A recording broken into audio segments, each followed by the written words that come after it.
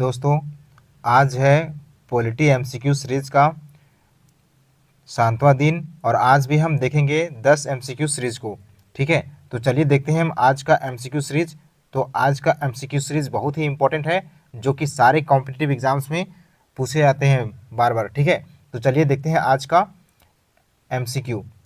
आज का first question क्या है, सो देखते हैं। आज का फर्स्ट क्वेश्चन बताया जा रहा है कि which schedule contains the list of language. कौन सा शेड्यूल जो है वो कंटेन्स रखता है लैंग्वेज को, जो है ना वो किस शेड्यूल में डाला गया है। तो आप लोगों को इसका ट्रिक भी बताएंगे याद करने का, कि शेड्यूल को कैसे याद करें। बताओ कि हमारे संविधान में कितने शेड्यूल है सो बताओ। ठीक है, कितने शेड्यूल है सो बताओ। अब बाद में तो बताएंगे, लेकिन बताओ अभी। ठीक है, हम उसको याद करने का भी ट्रिक बताएंगे। तो यहाँ पे बता रहा है क्वेश्चन में कि कौन सा लिस्ट में रखा गया है लैंग्वेज को। ठीक है, तो इसका राइट आंसर क्या हो जाएगा? इसका राइट आंसर हो जाएगा option number D. Option number D जो है ना वो इसका राइट आंसर हो जाएगा, यानी कि 8th शेड्यूल में रखा गया है लैंग्वेज को। कहाँ रखा गया है? 8th शेड्यूल में रखा गया है लैंग्वेज को। ठीक है, चलिए हम देखते हैं इसके बारे में, इसको कैसे याद कर सकते हैं हम इसको भी देखेंगे।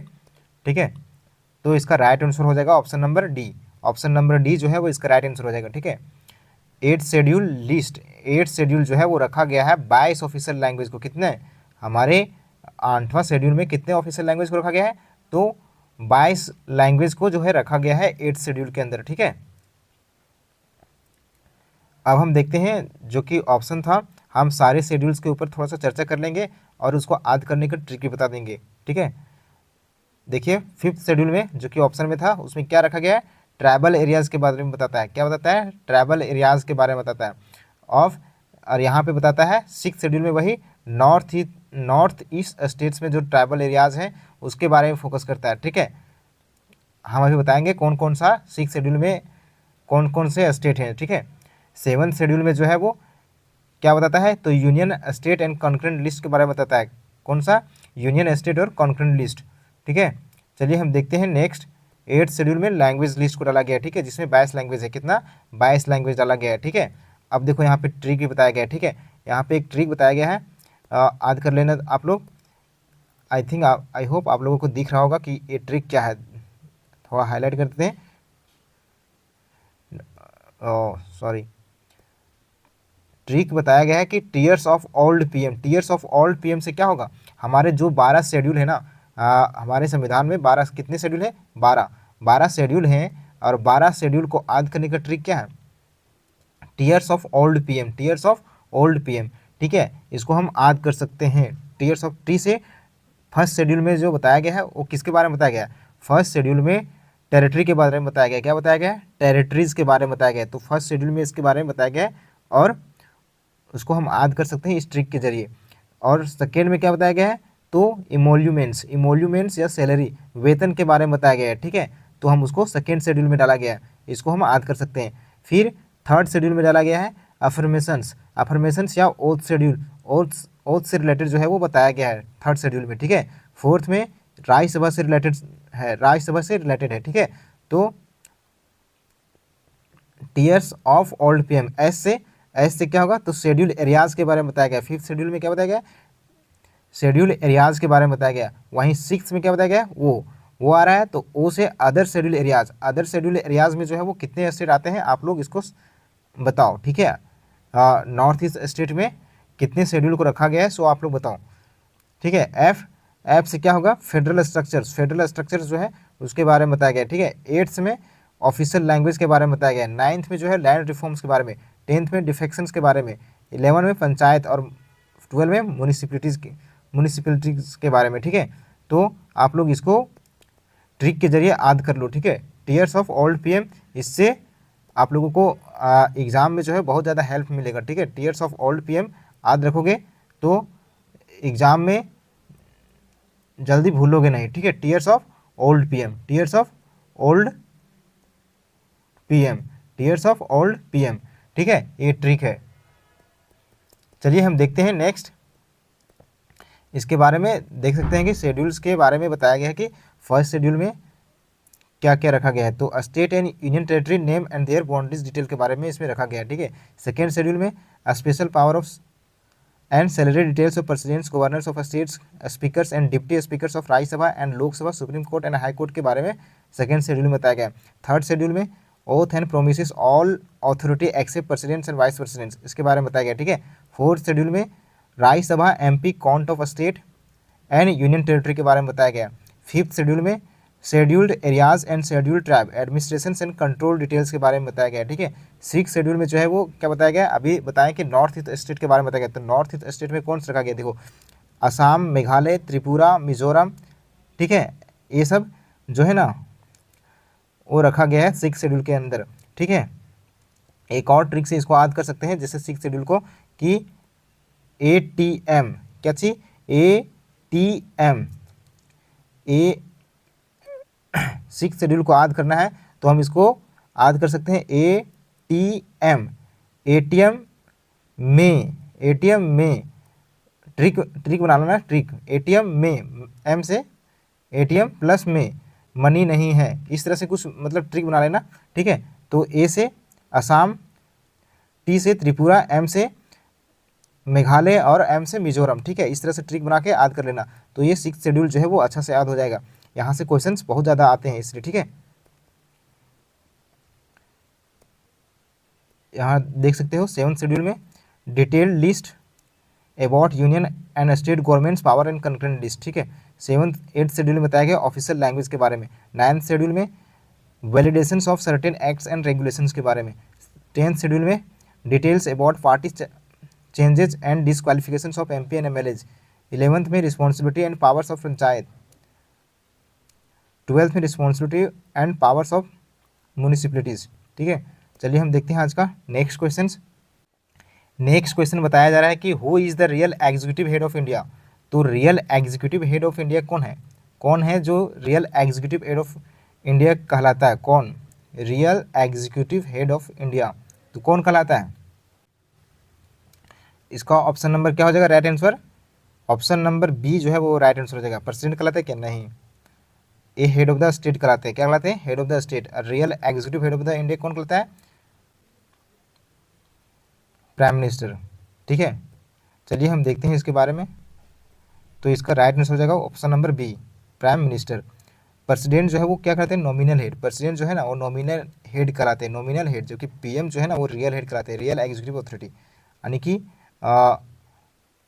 प्रेसिडेंट जो है वो नाम मात्र के लिए केवल हेड होते हैं, जो कि PM जो है ना वो उनको सब काम करना पड़ता है। जैसे कि घर का जो है ना पापा जो है ना वो सब काम करते हैं, और दादा दादी क्या होते हैं, नाम मात्र के लिए वो जो है ना वो केवल बड़े होते हैं, ठीक है। उनका जो है वो समय जो है वो समय के हिसाब से जो है वो दादा दादी अभी थोड़ा बुढ़ापा में मतलब बैठते हैं, आराम करते हैं, जबकि पापा जो है वो काम करते हैं। तो इसी तरीके से जो है ना वो president is nominal head. President इसी प्रकार से क्या होता है, नॉमिनल हेड, यानी कि नाम मात्र के लिए केवल हेड होते हैं, जबकि PM जो है वो रियल हेड होते हैं, यानी कि इनको सब काम करना पड़ता है, ठीक है। अब हम ऑप्शंस के ऊपर थोड़ा सा देख लेते हैं कि प्रेसिडेंट क्या करते हैं, कॉन्स्टिट्यूशनल हेड ओनली, खाली ये जो है ना प्रेसिडेंट जो है ना वो हेड कहलाते हैं, कॉन्स्टिट्यूशनल हेड, ठीक है। प्राइम मिनिस्टर जो है ना एक्सरसाइज रियल पावर, यानी कि प्रेजेंट समय में जो भी पावर का मैक्सिमम जो काम करना पड़ता है वो किसको, प्राइम मिनिस्टर्स को, ठीक है। चीफ जस्टिस क्या होते हैं, head of judiciary. Head of judiciary कौन कहलाते हैं, तो चीफ जस्टिस। चीफ जस्टिस क्या कहलाते हैं, head of judiciary. Vice president क्या कहते हैं, तो राज्यसभा का एक्स ऑफिसो चेयरमैन होते हैं। वाइस प्रेसिडेंट क्या होते हैं, एक्स ऑफिसो चेयरमैन होते हैं राज्यसभा का, तो वो चेयरमैन ऑफ राज्यसभा कहलाते हैं, ठीक है। Who decides whether a bill is money bill. कौन डिसाइड करता है कि मनी बिल है, कौन डिसाइड करता है मनी बिल के बारे में, कौन डिसाइड करता है, क्या प्राइम मिनिस्टर करते हैं, प्राइम मिनिस्टर डिसाइड करते हैं क्या, नहीं। प्रेसिडेंट क्या, बिल्कुल नहीं। तो कौन करते हैं, लोकसभा मनी बिल के बारे में डिसाइड जो है वो कौन करते हैं, ऑप्शन नंबर सी, यानी speaker of Lok Sabha. Speaker of Lok Sabha जो है मनी बिल के बारे में डिसाइड करते हैं, कौन करते हैं, स्पीकर ऑफ लोकसभा। कैसे करते हैं, क्यों करते हैं, सो देखते हैं हम पहले, ठीक है। तो हमारे संविधान में ऑप्शन नंबर सी जो है वो राइट आंसर हो जाएगा। हमारे संविधान के 110 कहाँ पे, 110 के 3 में जो है ना इंडियन कॉन्स्टिट्यूशन से बताया गया है कि it is clearly states that if any question arises whether a bill is money bill अगर कोई क्वेश्चन उठता है मनी बिल को लेकर के, कोई बिल मनी बिल है कैसे, इसका अगर कोई भी क्वेश्चन उठता है ना, और नॉट मनी बिल है कि नहीं, the decision of the speaker of the Lok Sabha, तो इसका जो फाइनल डिसीजन है वो कौन लेता है, फाइनल डिसीजन लेने का अधिकार जो है वो लोकसभा स्पीकर को होता है। लोकसभा स्पीकर का होता है कि ये मनी बिल है या नहीं, इसके बारे में जो है वो लोकसभा के स्पीकर जो है बताते हैं कि ये मनी बिल है या नहीं। कौन बताते हैं, लोकसभा के स्पीकर जो है वो बताते हैं कि इट्स बिल, यानी कि कोई बिल जो है वो मनी बिल है या नहीं। ठीक है, यहाँ पे देख सकते हैं कि the speaker certificate, the speaker जो है certificate on a money bill is attached when it is send by the Rajya Sabha. तो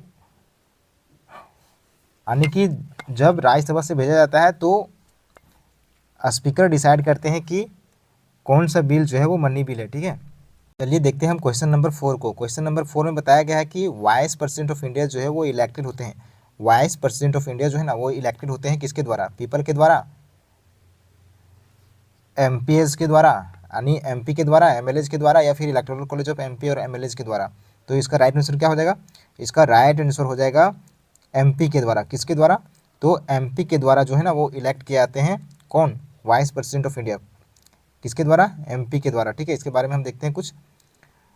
ऑप्शन नंबर बी जो है वो इसका राइट आंसर हो जाएगा। क्या हो जाएगा, option number B right answer हो जाएगा, एमपी ओनली। ठीक है, ओनली मेंबर ऑफ पार्लियामेंट जो है वो पार्टिसिपेट करते हैं किसकी, वाइस प्रेसिडेंट के इलेक्शन में। ओनली मेंबर ऑफ पार्लियामेंट यानी कि लोकसभा के सदस्य और राज्यसभा के सदस्य जो है ना वो पार्टिसिपेट करते हैं इलेक्शन में ऑफ वाइस प्रेसिडेंट। ठीक है, कॉन्स्टिट्यूशन में क्या बताया गया है सो देख लेते हैं हम। तो हमारे संविधान के 66 कितना 66 ऑफ द इंडियन कॉन्स्टिट्यूशन में बताया गया है, 66 के 1 में और 66 के 2 में, provide that the vice president is elected N electoral college, यानी कि वाइस प्रेसिडेंट का इलेक्शन जो है ना वो इलेक्टोरल कॉलेज के थ्रू होता है, consisting only the member of parliament. केवल और केवल जो है ना मेंबर ऑफ पार्लियामेंट जो है ना पार्टिसिपेट करते हैं इलेक्शन में। एमपी जो है ना मेंबर ऑफ पार्लियामेंट जो है पार्टिसिपेट करते हैं लोकसभा और राज्यसभा के। जो नॉमिनेटेड मेंबर भी होते हैं ना, नॉमिनेटेड मेंबर भी होते हैं, वो भी पार्टिसिपेट करते हैं किसके, वाइस प्रेसिडेंट के इलेक्शन में। ठीक है, तो ये बात याद रखना कि एमपी के द्वारा जो है वो इलेक्शन होता है वाइस प्रेसिडेंट का। Both elected and nominated member are participate, तो बोथ जो है ना इलेक्टेड और नॉमिनेटेड मेंबर जो है वो पार्टिसिपेट करते हैं वाइस प्रेसिडेंट के इलेक्शन में। किसमें बताया गया है, कौन सा आर्टिकल में बताया गया, तो 66(1) और 66(2) के अंदर बताया गया कि एमपी जो है वो पार्टिसिपेट करते हैं वाइस प्रेसिडेंट के इलेक्शन में। ओके, अच्छा इलेक्टोरल कॉलेज क्या होता है, ये आप लोगों को अगर सवाल उठता होगा तो समझ लो कि इलेक्टोरल कॉलेज जो है ना वो क्या होता है। इलेक्टोरल कॉलेज एक ग्रुप होता है इलेक्टेड पीपल के द्वारा। जो इलेक्टेड पीपल होते हैं ना, जैसे कि who choose an important leader on behalf of the country, जैसे कि एमपी और एमएलए ये सब क्या कराते हैं, इलेक्टोरल कॉलेज कहते हैं, जो इलेक्शन में पार्टिसिपेट करते हैं। जैसे कि एक ग्रुप होते हैं, इसको एक ग्रुप कहा जाता है। क्या कहता है, ग्रुप कहा जाता है। ठीक है, जैसे प्रेसिडेंट का इलेक्शन होता है। ठीक है, प्रेसिडेंट के इलेक्शन में जो है वो एमपी और एमएलए पार्टिसिपेट करते हैं, एमपी और एमएलए जो है ना पार्टिसिपेट करते हैं। ठीक है, तो उसको हम कहते हैं ना कि इलेक्टोरल कॉलेज पार्टिसिपेट करते हैं। क्या करते हैं, उसको एक सिंपल भाषा में कहते हैं कि इलेक्टोरल कॉलेज, एक नया टर्म यूज किया जाता है इलेक्टोरल कॉलेज, जो पार्टिसिपेट करते हैं प्रेसिडेंट के इलेक्शन में। ठीक है,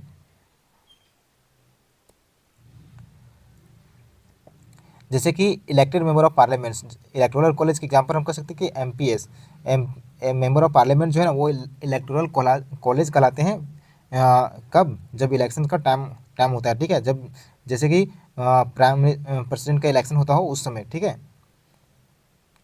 जैसे कि एमएलएज। ठीक है, MLAs of Delhi and Puducherry, Delhi and Puducherry ही क्यों रखा गया है, तो दिल्ली एंड पुडुचेरी में ही जो है ना वो यूनियन टेरिटरी दो ऐसे हैं जहाँ पे एमएलएज हैं। ठीक है, दिल्ली और पुडुचेरी में जो है वो केवल जो है वो क्या है, एमएलएज हैं। ठीक है, इसलिए दिल्ली और पुडुचेरी का नाम रखा गया है। ठीक है, चलिए हम देखते हैं नेक्स्ट क्वेश्चन आज का।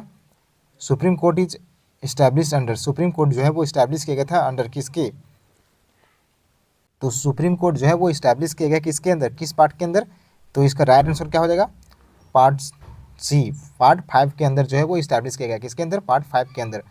इसके बारे में देख लेते हैं कि ऑप्शन नंबर सी जो है वो राइट आंसर कैसे हो जाएगा। ठीक है, ऑप्शन नंबर सी यानी पार्ट 5 में बताया गया है यूनियन गवर्नमेंट्स के बारे में। किसके बारे में, यूनियन गवर्नमेंट्स के बारे में बताया गया, including supreme court including supreme court को लेकर के जो है बताया गया है। ठीक है, पार्ट 5 के अंदर में।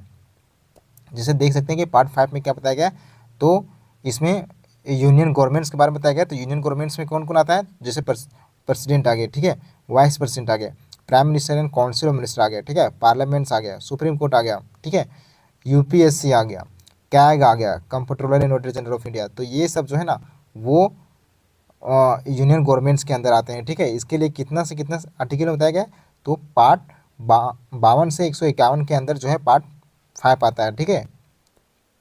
आई होप आपको ये चीज़ समझ में आया होगा। चलिए हम नेक्स्ट क्वेश्चन को देखते हैं। तो चलिए अब 6th क्वेश्चन को देखते हैं। इसमें बताया गया है कि कोरम ऑफ लोकसभा इज, यानी कि लोकसभा का कोरम जो है वो क्या होता है, कोरम क्या होता है इसके बारे में हम बताएंगे। पहले इस क्वेश्चन को देखिए कि कोरम जो है वो क्या होता है, ठीक है। तो इसका राइट आंसर जो हो जाएगा वो 1/10, ऑप्शन नंबर बी जो है वो इसका राइट आंसर हो जाएगा।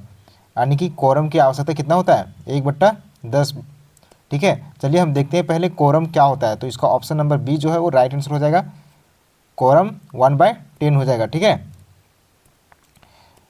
तो देखते हैं कि कोरम क्या होता है। Quorum means the minimum number of, क्या होता है, minimum number of members required to be present to the conduct of house.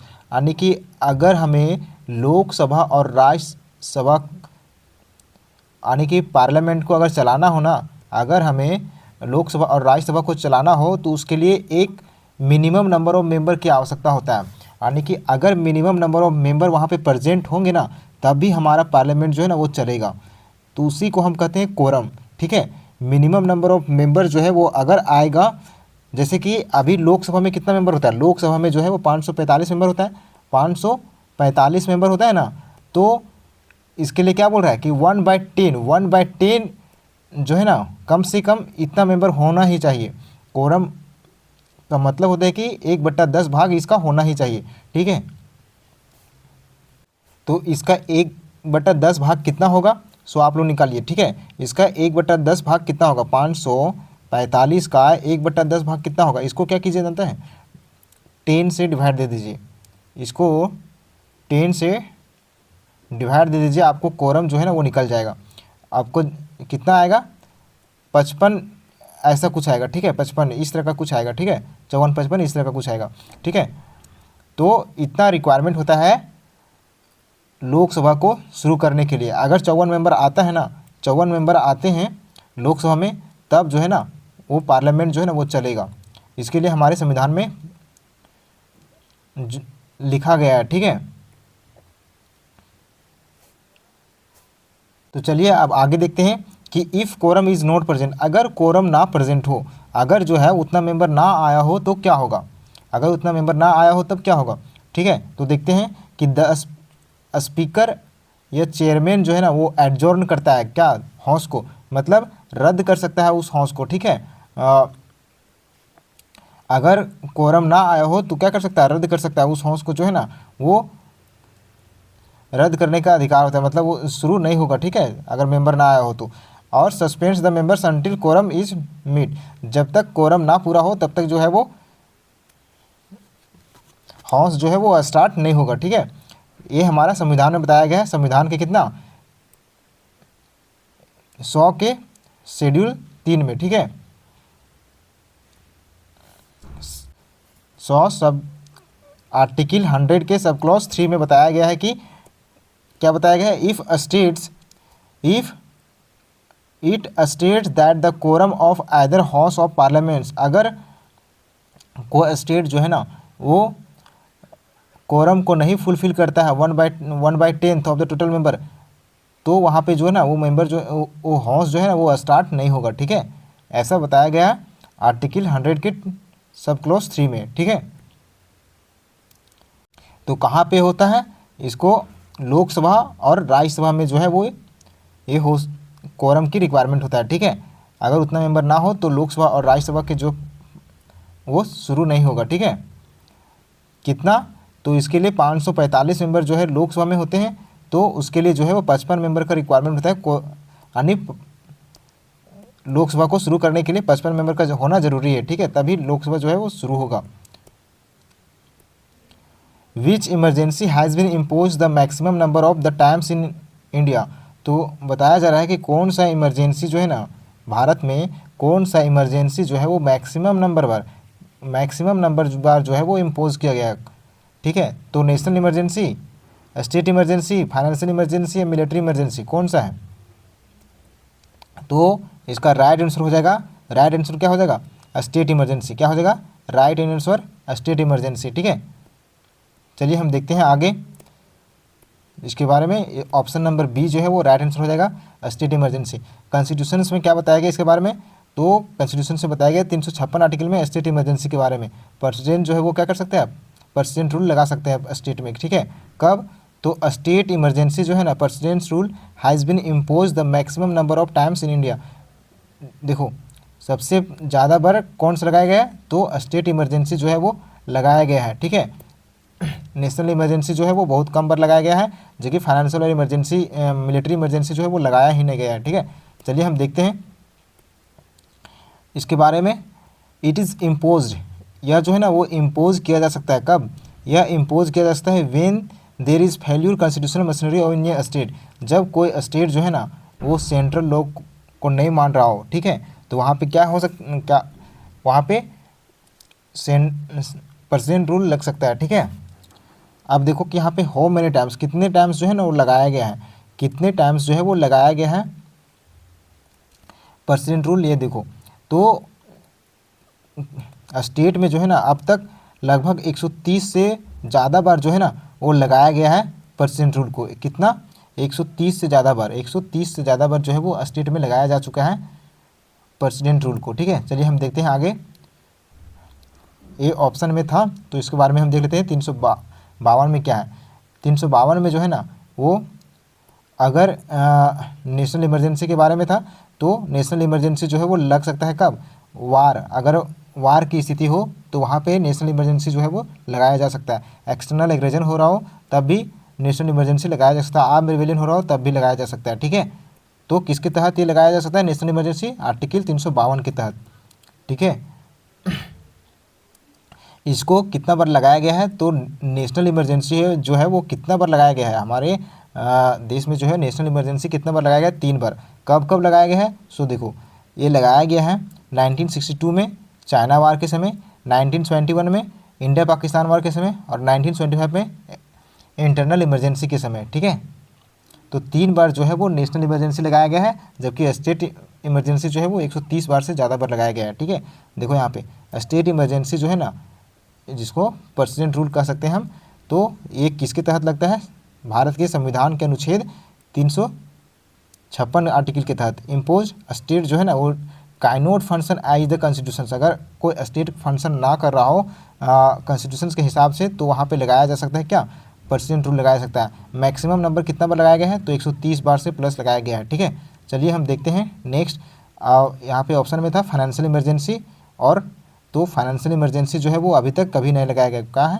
Financial emergency जो है वो अभी तक कभी नहीं लगाया गया।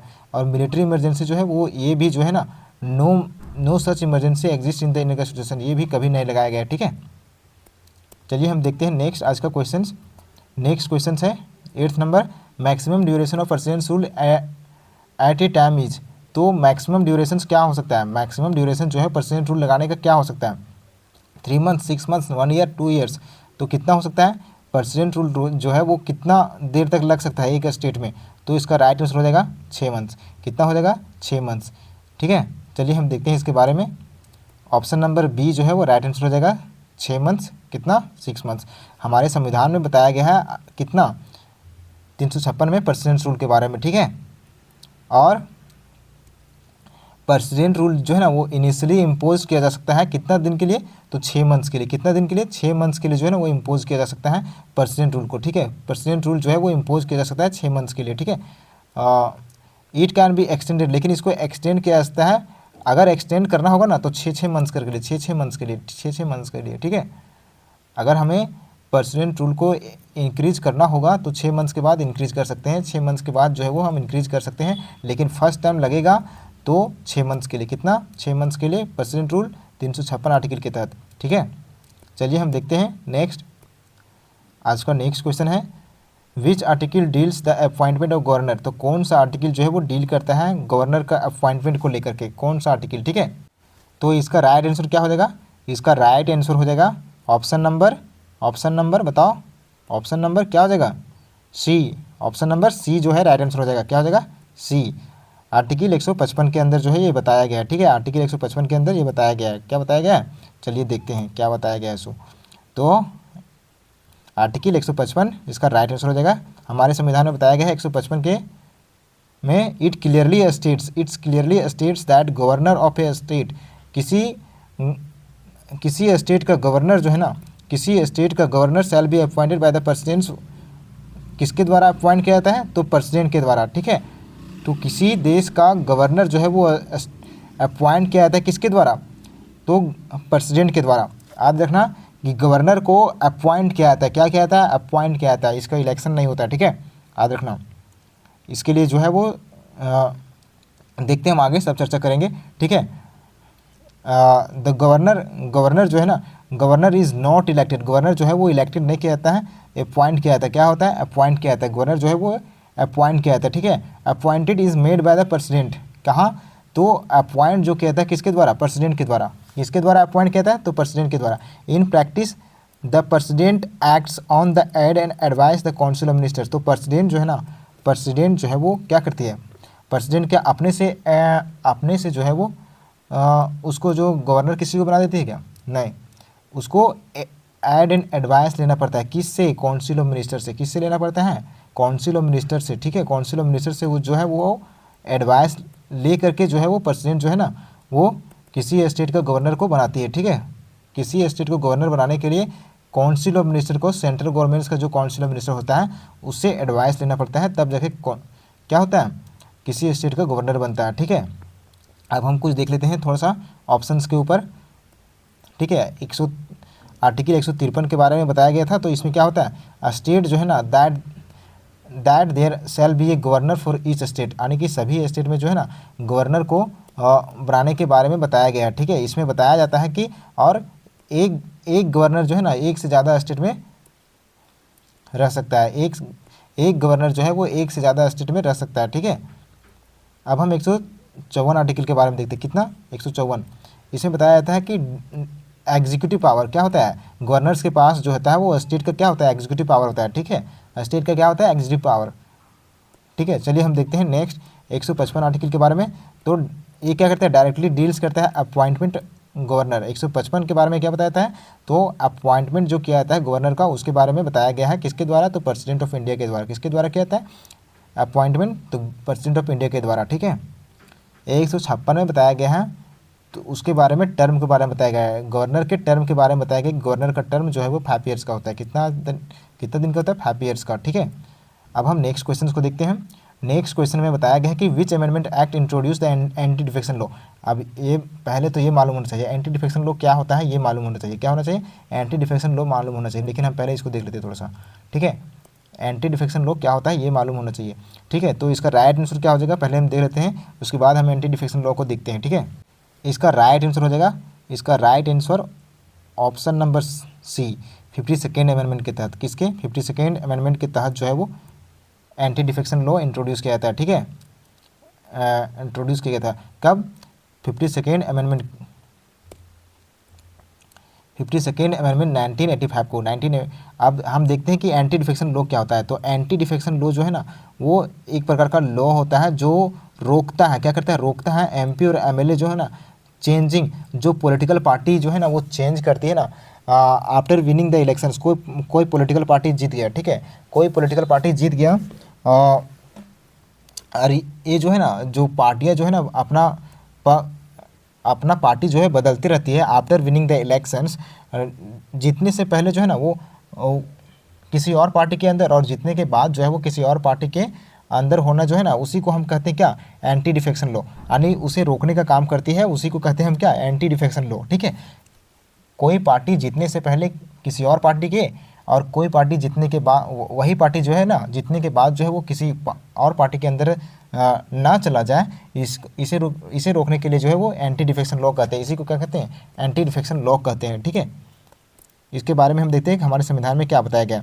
तो संविधान में बताया गया 52nd कॉन्स्टिट्यूशन अमेंडमेंट के एक्ट के तहत 1985 में, कब 1985 में जो है वो लाया गया था एंटी डिफेक्शन लॉ को। ठीक है, ये कहाँ पे जोड़ा गया है, तो हमारे 10th शेड्यूल में जोड़ा गया है। 10th शेड्यूल में कितना शेड्यूल है हमारे संविधान में, कितना शेड्यूल है बताओ, कितना शेड्यूल है, कितना है 12 शेड्यूल के कितना में है ये, 10th शेड्यूल में है। ठीक है, 10th शेड्यूल में एंटी डिफेक्शन लॉ के बारे में। This schedule contains anti defection law, क्या करता है ये शेड्यूल जो है वो कंटेन्स करता है एंटी डिफेक्शन लॉ को। ठीक है, थैंक यू, आज का इतना ही MCQ था। Take care, bye bye.